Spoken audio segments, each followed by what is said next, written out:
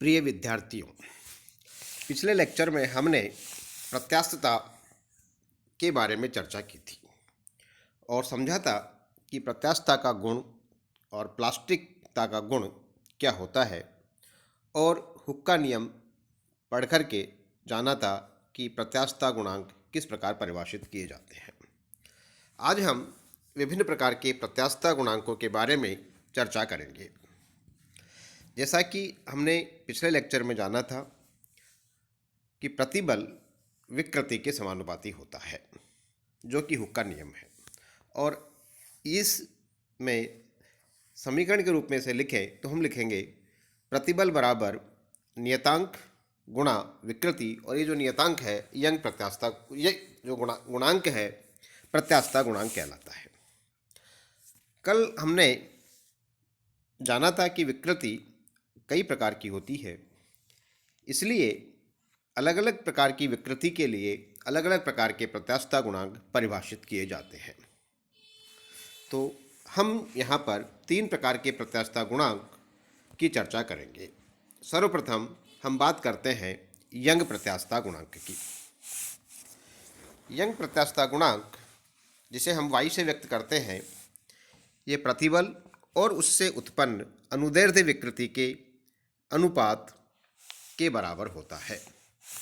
समझने के लिए चित्र में दिखाए अनुसार एक तार पर विचार करते हैं जिसके अनुप्रस्थ काट का क्षेत्रफल a और प्रारंभिक लंबाई l है, जो किसी स्टैंड से मान लीजिए क्लेम किया हुआ है। यदि इसके ऊपर F बल लगाते हैं जिसके कारण इसकी लंबाई में डेल्टा L वृद्धि होती है, तो यंग प्रत्यास्थता गुणांक y बराबर होगा प्रतिबल बटे अनुदैर्ध्य विकृति, और प्रतिबल होगा एकांक क्षेत्रफल पर लगने वाला बल F अपॉन A, तथा अनुदैर्ध्य विकृति होगी डेल्टा L अपॉन L। तो y का मान आ जाएगा FL divided by A into delta L। इसको संख्यात्मक रूप से समझने के लिए अगर मान लीजिए हम मान लें कि डेल्टा L बराबर L, तो आपका y बराबर हो जाएगा F अपॉन A, अर्थात प्रतिबल, जो कि इस केस में तनन प्रतिबल है।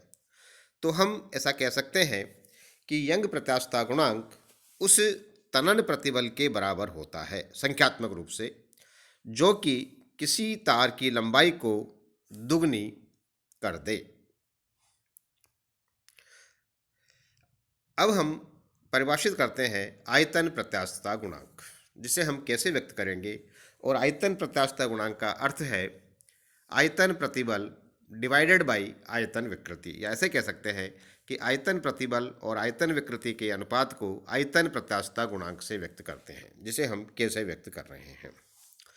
मान लीजिए कि यदि किसी वस्तु के सभी पृष्ठों पर इस प्रकार से बल लगाया जाता है कि वस्तु का आकृति नहीं बदलती है परंतु उसका आकार अर्थात आयतन में परिवर्तन हो जाता है। मान लीजिए उसके पृष्ठ का क्षेत्रफल A है, जिस पर F बल लगाया जाता है और जिसके कारण उसके आयतन V में डेल्टा V का परिवर्तन होता है। तो आयतन प्रतिबल होगा F अपॉन A, जबकि आयतन विकृति होगी डेल्टा V अपॉन V। यहाँ पर हमने एक एक्स्ट्रा नेगेटिव साइन यूज किया है, और वो इसलिए यूज किया है कि जब भी हम बल लगाएंगे किसी वस्तु के ऊपर तो उसके आयतन में कमी आती है। तो नेगेटिव साइन शो करता है कि बल लगाने के कारण आयतन में कमी आई है। यह हमने ठोस पदार्थों के लिए लिखा है। यदि हम इसी समीकरण को, जो कि आयतन प्रत्यास्थता गुणांक ठोसों के लिए उतना अधिक महत्वपूर्ण या उपयोगी नहीं है जितना कि गैसों के लिए होता है, तो जब इसे गैसों के लिए प्रयुक्त किया जाता है तो हम प्रतिबल या दाब के बजाय दाबांतर को उपयोग में लेंगे, और K बराबर होगा minus delta P upon delta V upon V, या minus V delta P upon delta V। जो आयतन प्रत्यास्थता गुणांक K है, इसके व्युत्क्रम को हम संपीड्यता कहते हैं। तो संपीड्यता बराबर है 1 अपॉन K। संख्यात्मक रूप से इसका अर्थ समझने के लिए अगर हम ये मान लें कि डेल्टा V बराबर V हो, तो K बराबर हो जाएगा F अपॉन A, अर्थात आयतन प्रतिबल। तो इसका मतलब है अब हम संख्यात्मक रूप से आयतन प्रत्यास्थता गुणांक को इस प्रकार समझ सकते हैं कि ये संख्यात्मक रूप से उस आयतन प्रतिबल के बराबर है जो किसी वस्तु के आयतन को दुगना कर दे। अब हम परिभाषित करेंगे अपरूपण या दृढ़ता गुणांक, जिसे हम ईटा से लिख रहे हैं। तो स्पर्शीय प्रतिबल तथा अपरूपण विकृति के अनुपात को अपरूपण गुणांक कहते हैं। अपरूपण में केवल वस्तु की आकृति बदलती है और उसका आयतन अपरिवर्तित रहता है। इसकी आकृति को बदलने के लिए हम उस पर स्पर्श रेखीय प्रतिबल लगाते हैं। जैसा कि चित्र में दिखाया हुआ है कि एक एल लंबाई और चौड़ाई के एक घन पर, जिसका कि केवल एक ही पृष्ठ यहाँ चित्र में दिखाया गया है, मान लीजिए कि इसके सी डी पृष्ठ पर स्पर्श रेखीय एफ प्रतिबल लगाया जाता है, जिसके कारण इसका पृष्ठ सी बी विस्थापित होकर बी सी डैश में तथा D G G D dash पर विस्थापित हो जाता है, जो अपनी प्रारंभिक दिशा से फाई कोण बनाते हैं। तो अपरूपण विकृति को हम लिखेंगे tan ऑफ फाई, और जबकि प्रतिबल लिखा जाएगा F अपॉन ए, इसलिए अपरूपण प्रतिबल अपॉन विकृति बराबर अपरूपण गुणांक, तो दैट मीन्स ईटा बराबर हो गया F अपॉन ए tan फाई। इस चित्र के अनुसार हम देख सकते हैं कि tan फाई बराबर है C C dash upon B C, that means small L upon L, जो मैंने इस चित्र में बताए हुए हैं। चूँकि इस कोण का मान यद्यपि चित्र में बहुत बड़ा करके बनाया हुआ है, बहुत अत्यल्प होता है, और ऐसी स्थिति में आप जानते हैं कि tan phi is equal to phi बराबर है एल अपॉन एल, और उस तरह से आप ईटा का मान लिख सकते हैं F upon A L upon L का अनुपात। तो ईटा बराबर हो गया F L upon A L.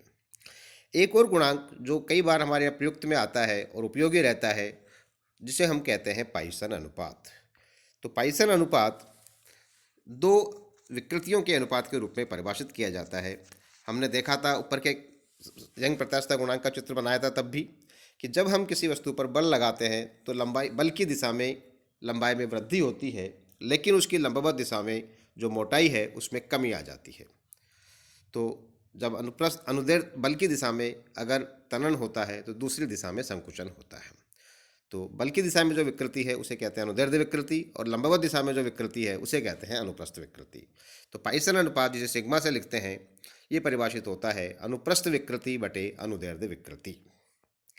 इस दिखाए अनुसार चित्र में मान लीजिए कि ए अनुप्रस्थ काट के तार पर एफ बल लगाने पर यदि इसकी लंबाई कैपिटल एल में डेल्टा एल की वृद्धि हो जाती है, जबकि इसके व्यास डी में डेल्टा डी की कमी आ जाती है, तो सिग्मा बराबर होगा माइनस डी अपॉन डी अनुप्रस्थ विकृति divided by delta L upon L, जिसे हम लिख सकते हैं minus delta D multiplied by L divided by D into delta L.